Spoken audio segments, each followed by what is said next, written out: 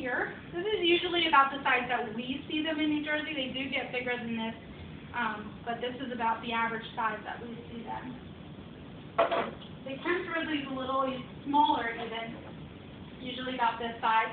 We get a lot of the Kemp's grizzly sea turtles from power plant areas because since the turtles like the warm weather and the warm water, they get attracted to the water around power plants because the water is really warm.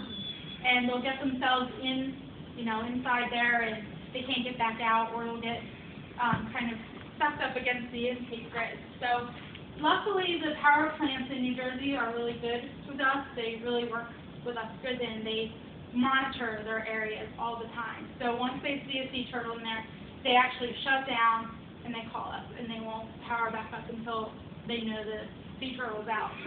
So usually if we get a sea turtle out of the power plant, they just have a couple of scrapes on their shells and they're in and out in a few days. So luckily they work with us pretty good. Then the two big guys. This is a loggerhead and this is about the average size. This is usually around the size we do see them, pretty large.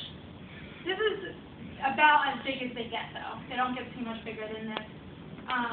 This particular sea turtle was washed up dead on one of the beaches in New Jersey, and a couple of things we saw. Right here you can see the propeller cut. This may not have been the reason why it died because it didn't go completely through the shell. So it may have been able to survive that. But it also only had 3 flippers because it got bit by a shark right here. And he also had scoliosis. You can see how crooked his spine is. So the loggerhead, believe it or not, is the most common out of the 4 sea turtles that we see in New Jersey. And then the leatherback is a lot bigger than the loggerhead.